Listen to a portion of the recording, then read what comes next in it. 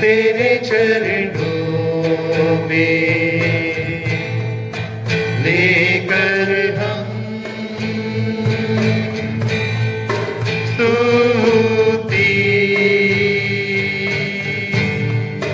आए हैं हम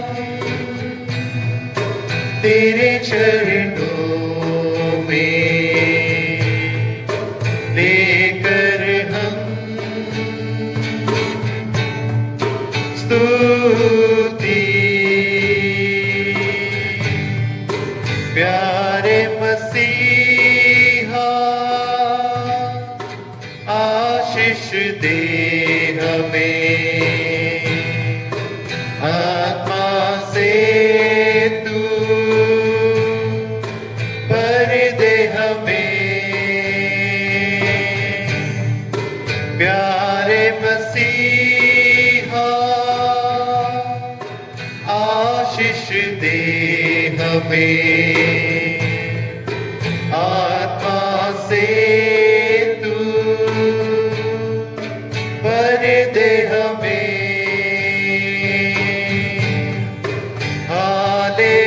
हालेलुया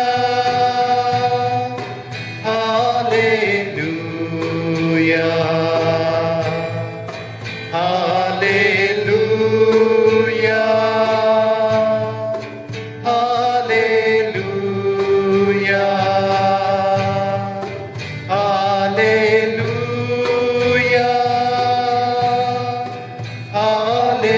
हालेलुया हालेलुया हालेलुया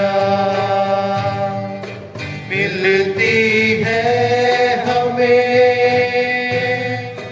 तुझसे चंगाइयाँ देता तू हमें पापों से मुक्ति मिलती है हमें तुझसे चंगाइयाँ देता तू हमें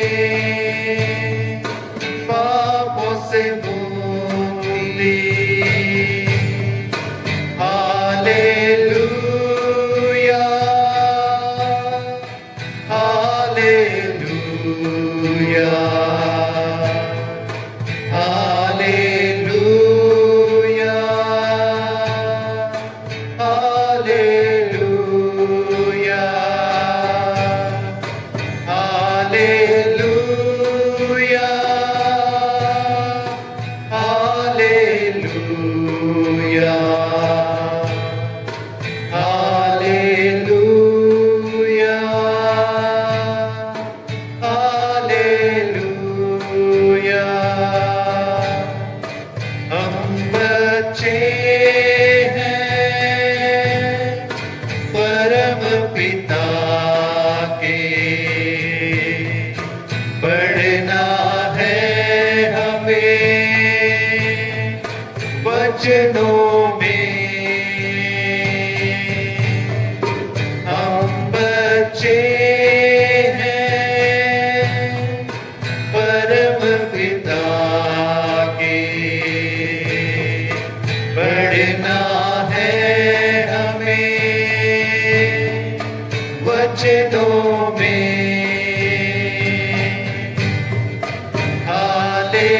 hallelujah hallelujah hallelujah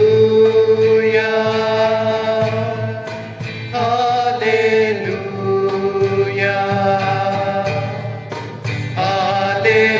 hallelujah hallelujah hallelujah hallelujah हम तैयार हैं यीशु तेरे लिए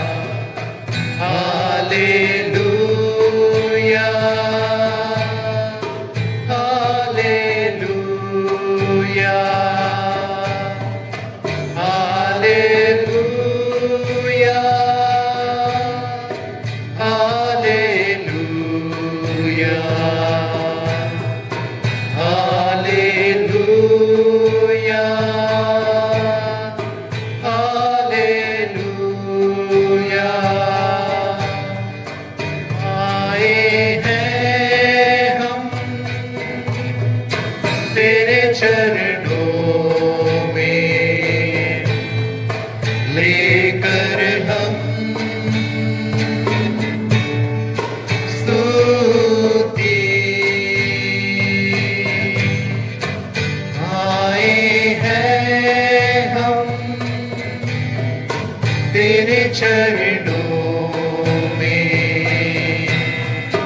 लेकर हम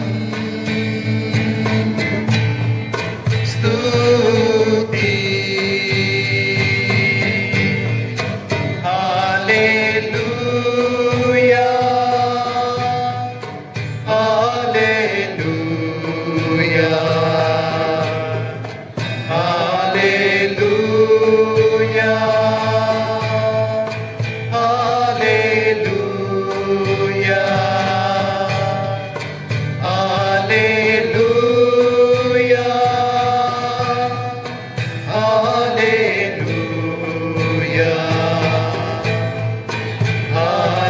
हालेलुया हालेलुया। आप सभी को यीशु सहाय। आज की संध्या में हम सब एक दूसरे को देख पाते हैं, परमेश्वर को धन्यवाद देने का विषय है। और हमेशा से परमेश्वर धन्यवादी हृदय को पसंद करने वाला, वैसे हृदय को आशीष देने वाला, भरपूरी से आशीष देने वाला परमेश्वर है। आज जब हम सब मिल बैठ करके बातचीत कर रहे हैं, सुन रहे हैं, तो मेरे विचार में आया कि सभी बातों पर, सभी विषयों पर जब हम सब बातचीत कर रहे हैं, क्यों नहीं अंतिम दिनों के विषय में भी बाइबल क्या कहती है उस विषय में भी थोड़ा थोड़ा जरूर मनन किया करें।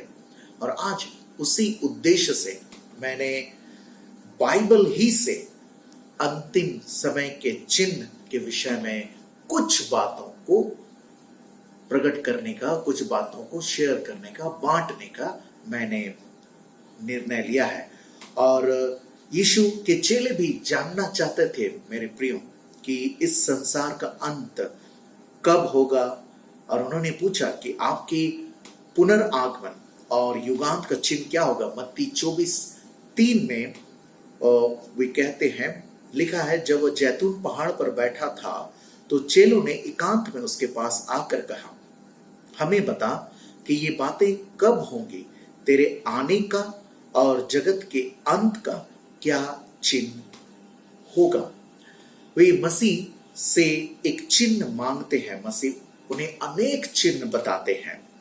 और मत्ती की पुस्तक 24वां अध्याय और उसके समानांतर लूका रचित सुसमाचार है, उसका 21वां अध्याय में ये बातें दर्ज हैं।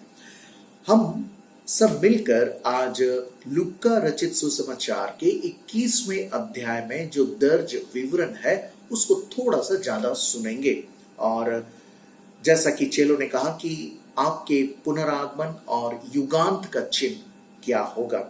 और मसीह ने, यीशु मसीह ने उस समय बहुत सारे चिन्ह लूका 21 अध्याय में बतलाए हैं। किंतु उससे पहले मैं आप सबके समक्ष दूसरा पत्रस और उसका 3रा अध्याय और उसके 3रे पद को पढ़ना चाहूंगा।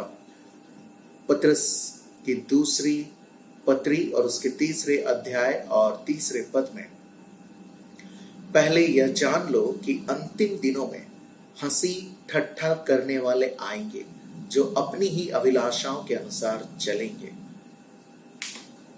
3रा पद जो मैंने पढ़ा, दूसरा पत्रस अध्याय 3 के 3रे पद में जो मैंने पढ़ा कि यह जान लो कि अंतिम दिनों में हंसी ठट्ठा करने वाले आएंगे जो अपनी ही अभिलाषाओं के अनुसार चलेंगे। आज की संध्या मेरे प्रियो, मैं इन्हीं अंतिम दिनों के चिन्हों पर बोलूंगा, क्योंकि हम सब अंतिम समय की ओर अग्रसर हैं।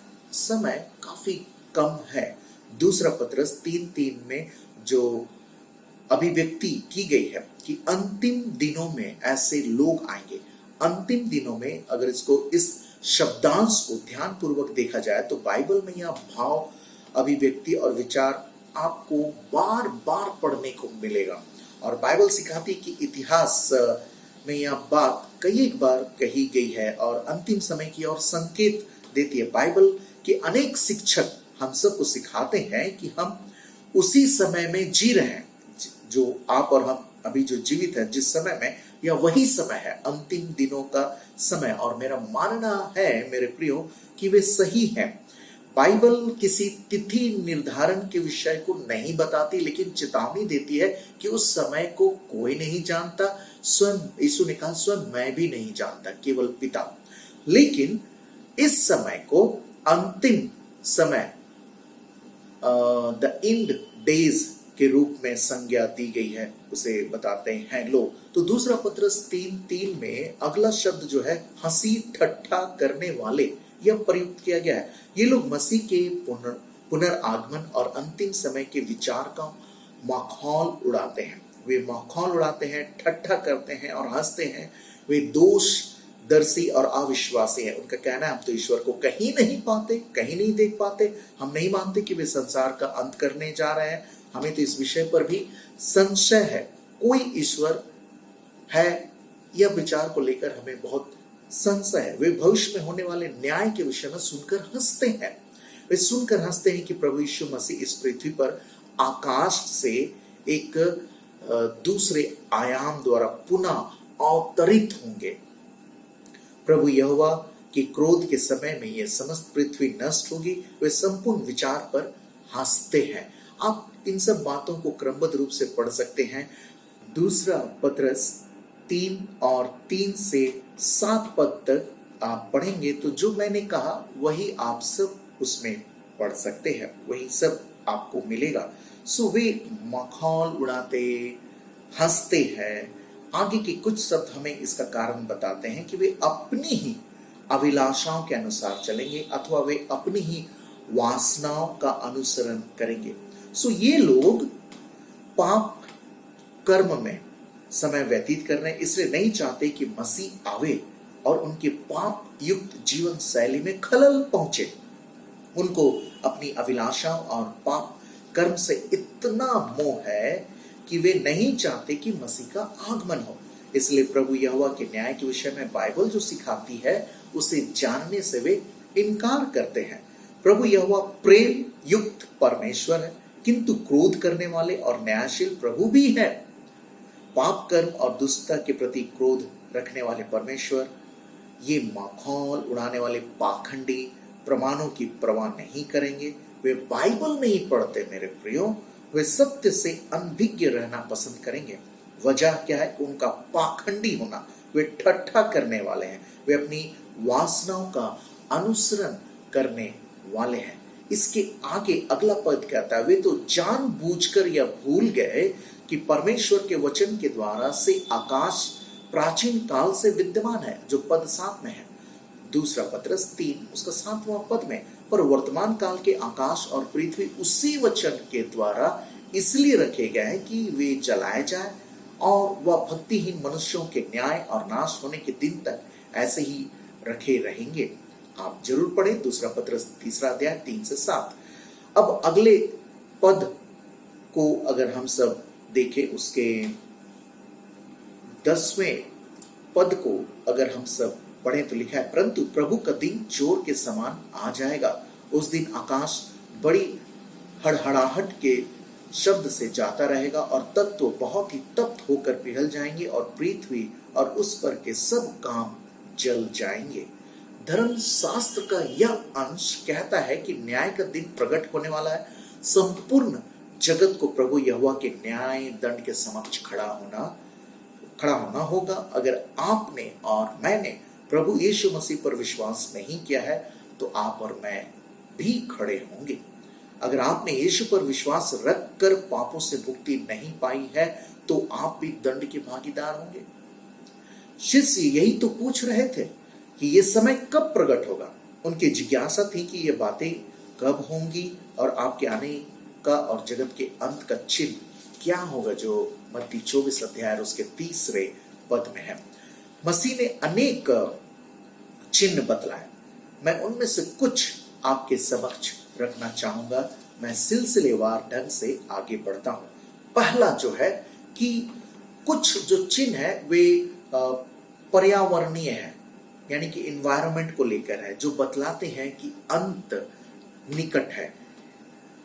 लूका 21:11 और उसके 25 और 26 पद को अगर हम पढ़ें तो वहां लिखा है कि यीशु ने बतलाया कि ऐसा समय होगा, बड़े बड़े भूइंडोल होंगे और जगह जगह अकाल और मरियां पड़ेंगी और आकाश में भयंकर बातें, और पृथ्वी पर देश देश के लोगों को संकट होगा, क्योंकि वे समुद्र के गरजने और लहरों के कोलाहल से घबरा जाएंगे और क्षमा कीजिए, और संसार पर आने वाली घटनाओं की बाट देखते देखते लोगों के जी में जी ना रहेगा। इस विषय में मेरे प्रियो, अगर आप सोचें, थोड़ी देर सोचिए, पूरे जीवन भर भी सोचिए, लेकिन इस समय अगर आप सोचेंगे तो यीशु कह रहे थे कि लोगों के हृदय घबरा जाएंगे, उनके जी में जी ना रहेगा जब वे देखेंगे कि इस धरती पर क्या हो रहा है। संसार पर आने वाली घटनाओं के कारण हताशा, व्याकुलता, बड़े क्रोध और भयानक प्रकार के डर का वातावरण बना रहेगा। मेरे प्रियो, जिस समय में हम सब जी रहे हैं, ये कोरोना महामारी का काल है। कितने सारी नौकरियां चली गई, कितने सारे लोग घर में रहकर वे तनाव के शिकार हो रहे हैं। क्या यह अंत के दिनों का चिन्ह नहीं है? लोगों के जी में जी ना रहेगा, जो लुका 21 और 26 पद में लिखा है। मेरे प्रियो, समय काफी थोड़ा है। किसी ने भी नहीं सोचा था कि इस युग के लोगों ने भी नहीं सोचा था, हमारी पीढ़ी के लोगों ने भी नहीं सोचा था कि ये कोरोना जब आ जाएगा पूरा विश्व बंद हो जाएगा, सचेत हो जाए। परमेश्वर आपको और मुझको चेतावनी दे रहे हैं, या एक संकेत का आरंभ हो चुका कि अब हम सब अंत के समय में प्रवेश कर गए हैं। मेरे प्रियो, टाइम मैगजीन जो पूरे विश्व का सबसे नंबर 1 मैगजीन है, पत्रिका है, सो थोड़े ही कुछ साल पहले वैज्ञानिकों ने उत्तरी ध्रुव के ऊपर ओजोन लेयर या परत में एक छेद उन्होंने पाया। यह हमारे भारत देश के किसी भी एक राज्य के बराबर है। सोचिए, राज्य कितने किलोमीटर बड़े होते हैं, उतना बड़ा छेद मिला। और इसके जो टाइम मैगजीन पर यह जब लिखा गया था तो उसके आवरण पर, उसका जो मुख्य पृष्ठ पर उल्लेख था, एक विशाल पिघलाव, ऐसा लिखा हुआ था। और आर्कटिक में जैसे जैसे तापमान बढ़ेगा, इस पृथ्वी ग्रह पर उतनी शीत, उतना ठंड का प्रवाह को भी वह बढ़ाएगा। टाइम मैगजीन जो 4 सितंबर 2000 में छपा था, उसके पेज संख्या 52 से 56 में आप सब पढ़ सकते हैं। टाइम मैगजीन के द्वारा कहा गया था, थोड़ा सा बर्फ पिघलाव भी उत्तरी गोलार्ध की जलवायु को नाश करके रख सकता है। कई वैज्ञानिकों का भय है कि हम एक नए शीत युग में प्रवेश कर जाएंगे। टाइम पत्रिका ने अपने लेख में, और विशेषकर पेन स्टेट यूनिवर्सिटी के जियो फिजिसिस्ट डॉक्टर रिचर्ड एली ने कहा है, अभी तक दर्ज जिन जलवायु परिवर्तनों ने मानव को प्रभावित करके रखा है, उनमें तापमान में गिरावट सबसे बड़ा होगा। तो क्या ये मनुष्य जगत का अंत होगा? नहीं मेरे प्रिय, लेकिन यह मनुष्य जगत के लिए बेहद असहनीय जरूर होगा। क्या आप और हम इस बात को समझ पा रहे हैं? और संसार पर आने वाली घटनाओं की बाट देखते देखते लोगों के जी में जीना रहेगा, जो लूका 21-26 में कहा। जब आप उत्तरी ध्रुव का पिघलाव देखते हैं और अगले 25 वर्षों में वे जिस तरह प्रकट होने वाले जो शीत युग की बात करते हैं, यह सुनकर भय उत्पन्न होता है। जब आप महसूस कर रहे थे कि एड्स बीमारी कैसे दक्षिण अफ्रीका को विनाश की जा रही है, जिस महामारी का कोई अंत नहीं दिखता, तो यह भय उत्पन्न करता है कि आप एंटीबायोटिक के थम जाने वाली तपेदिक बीमारी का पुनरुत्थान देखते हैं और अन्य दूसरी दैत्यगार बीमारियों जिन पर दवाओं का भी असर नहीं होता, उनका उदय देखते हैं तो आप भय खाते हैं। कोरोना को जरूर जोड़ लीजिएगा, कोरोना विषय। इसमें कोई आश्चर्य नहीं कि बहुत से युवा हमारे युवा भविष्य को लेकर भय में जीते हैं। एक ताजा सर्वे बताता है कि 80% टीन एज के लोग, किशोर, यह नहीं सोचते कि उनका भविष्य अच्छा है।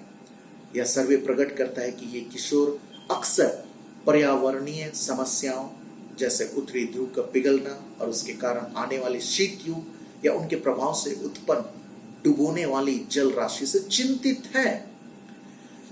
मेरे प्रियो, जब युवा वर्ग अपने सहज ज्ञान से जान रहे हैं कि संसार बुरे से बुरा होता जा रहा है, यह स्थिति उन्हें डरा देती है, हम सबको भी डरा देती है। मैं उन युवाओं से सहमत हूं जो डर रहे हैं। युवा वर्ग गंभीर है। मनुष्य जाति इस ग्रह को, इस पृथ्वी ग्रह की स्थिति को बिगाड़ रहा है। और मैंने जैसे कहा, मैं सचमुच में उन सब के साथ मैं भी शरीक हूं पूरी रीति से उसके इस भय में।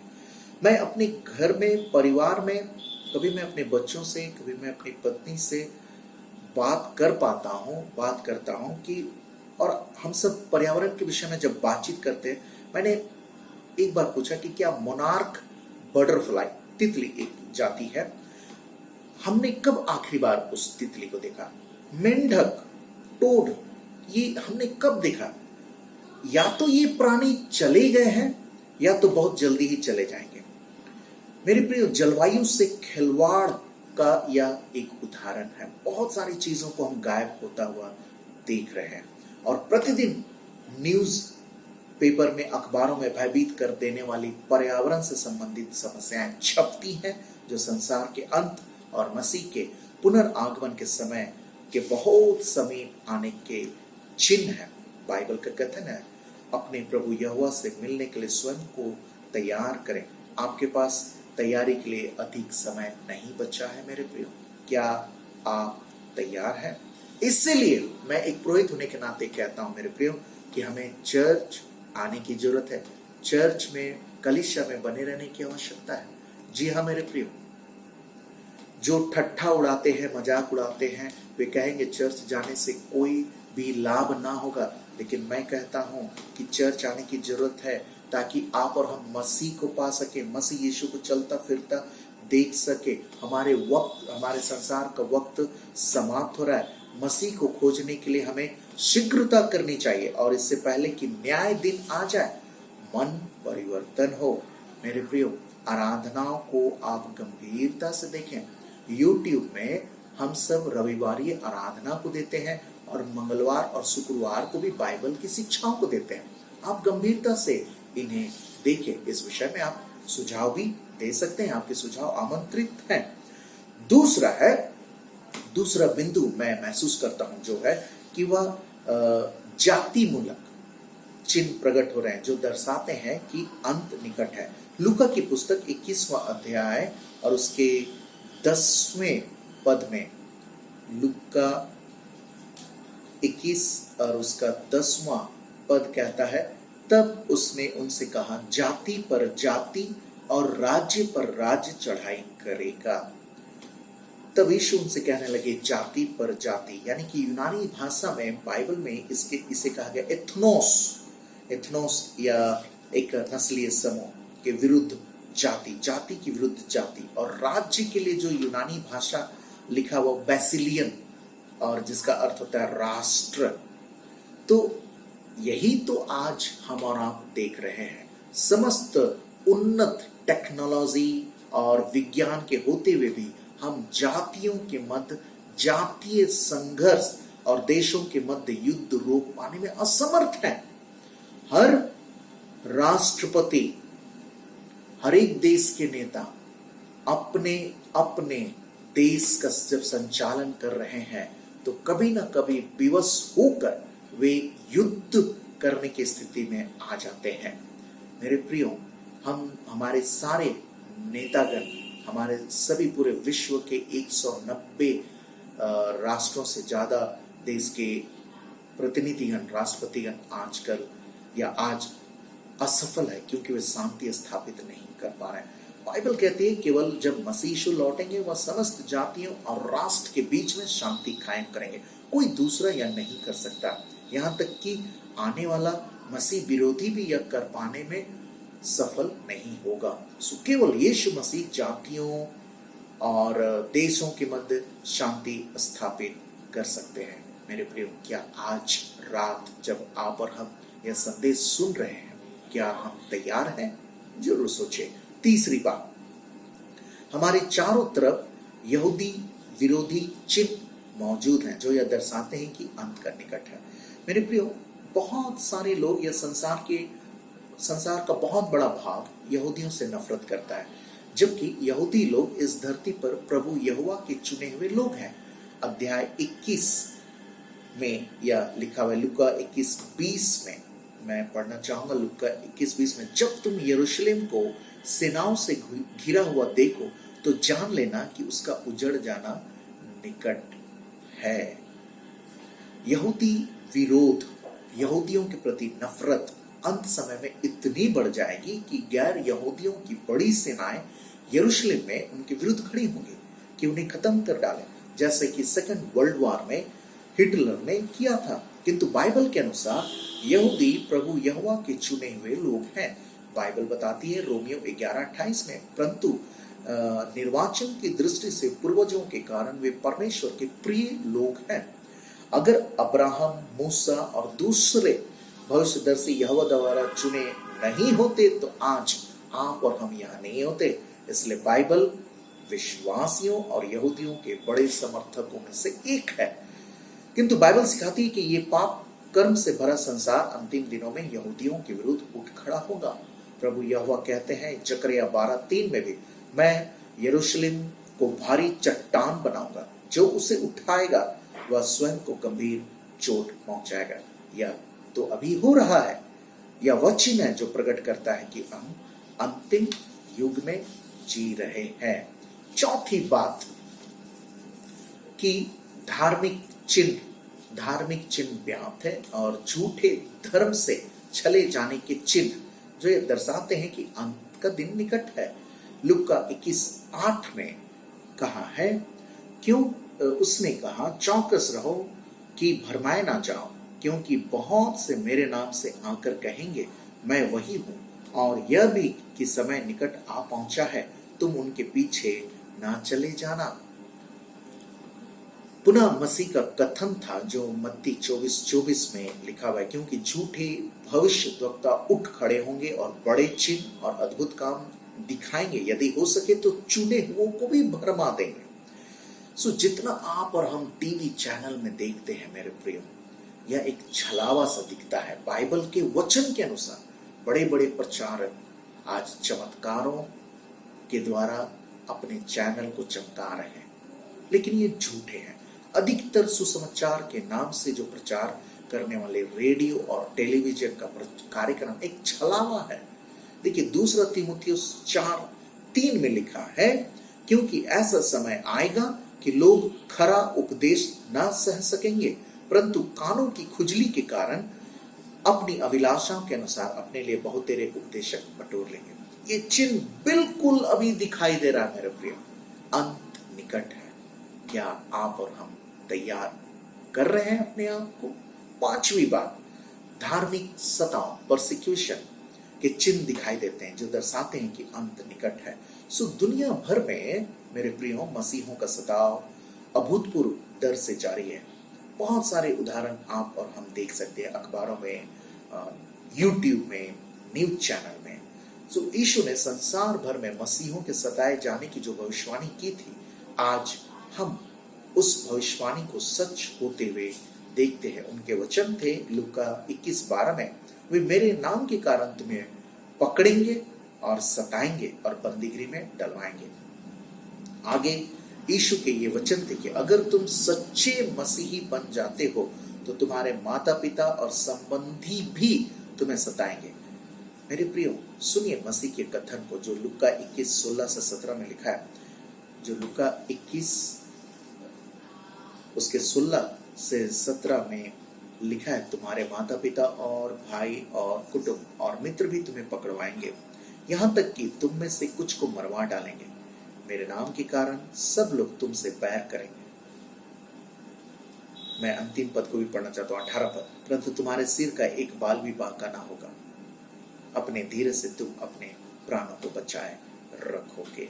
अपने धीरज से हम सब, मेरे प्रिय, अपने प्राणों को बचाए रखेंगे। मसीह के अनुसार अनेक माता पिता और मित्रगण वास्तव में आपसे चिढ़ने लगेंगे अगर आप सच्चे मसीही बन जाते हैं। मेरे प्रिय, बिल्कुल ये गंभीर बात है। अधिकतम संसार में यह बात पहले से ही सच सिद्ध हो रही है। बहुत सारे लोग मसीहों से नफरत करते हैं, उन्हें मार डालते हैं।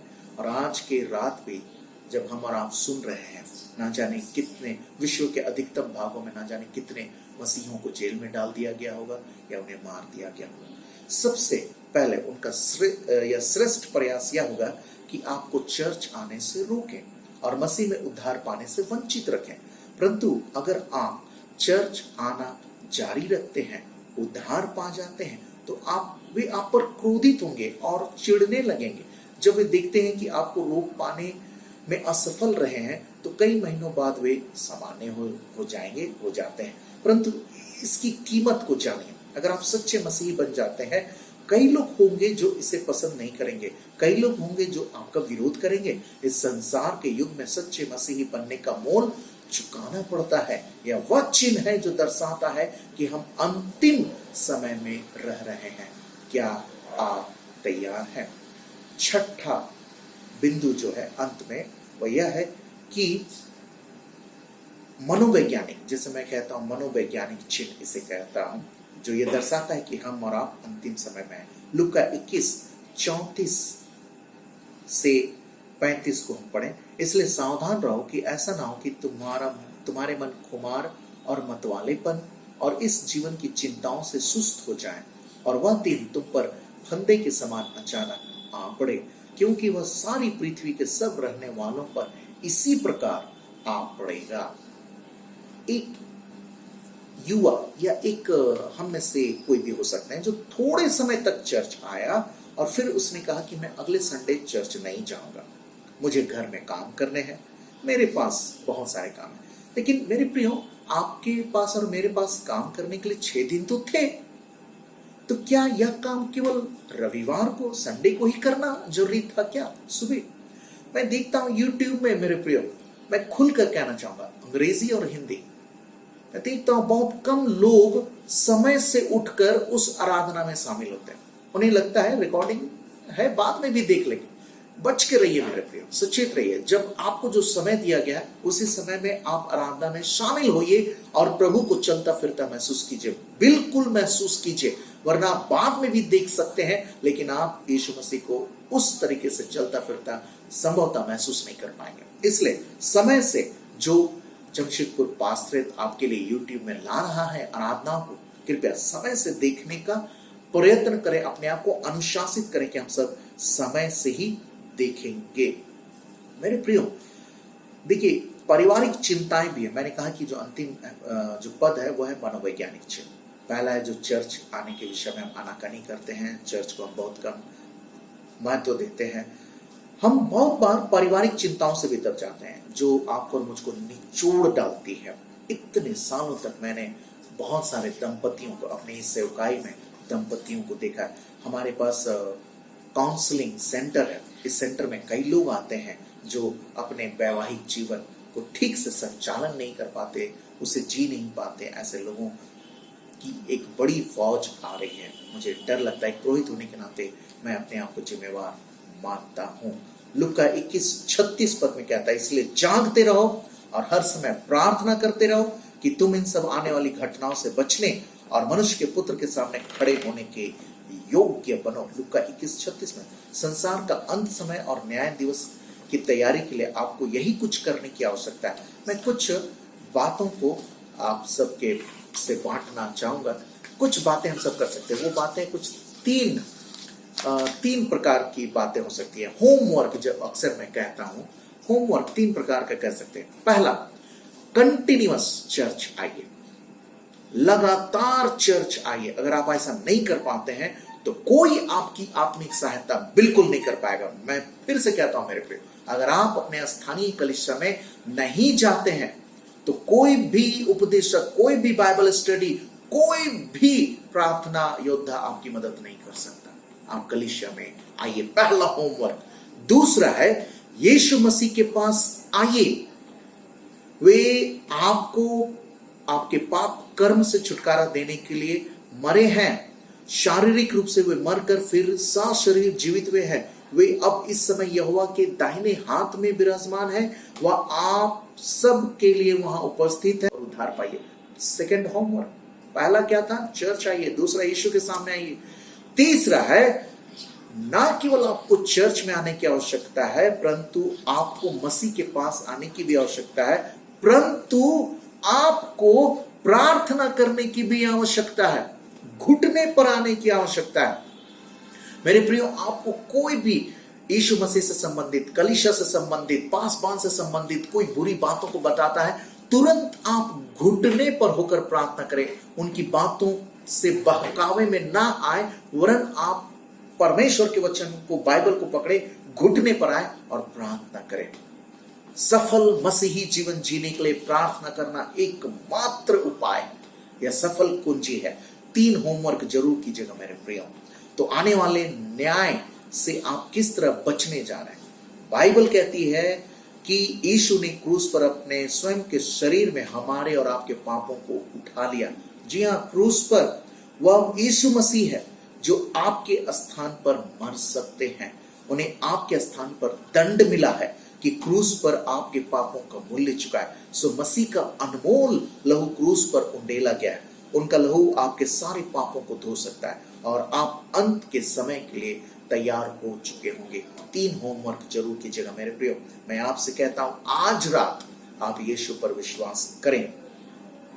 जी हाँ मेरे प्रियो, आज की रात आप यीशु मसीह पर विश्वास करें और गीत संग्रह निकालें, प्रशंसा के गीतों, पुस्तकों को निकालें और गीत गाएं।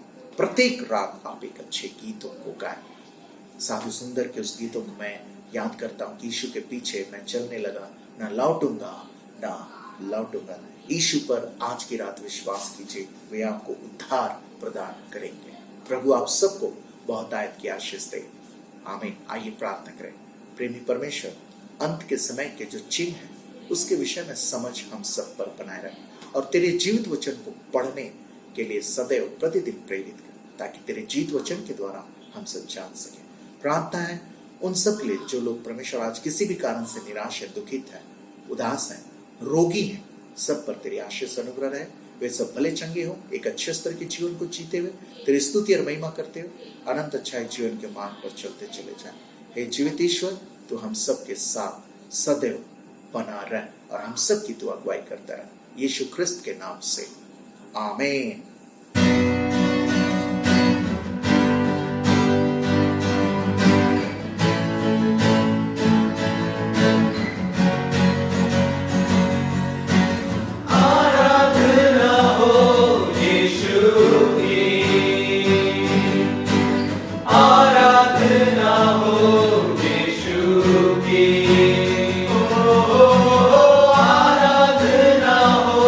यीशु की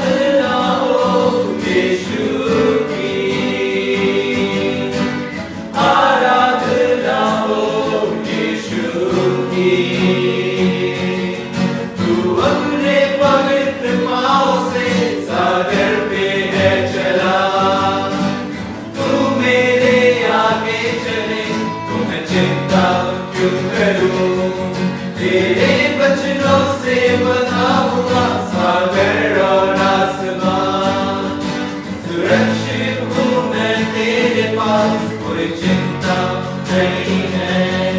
तू अपने पवित्र पाँव से सागर पे है चला, मेरे आगे चले तो मैं चिंता क्यों करूं। तेरे वचनों से बंधा हुआ सागर और आसमान, सुरक्षित हूँ मैं तेरे पास, कोई चिंता नहीं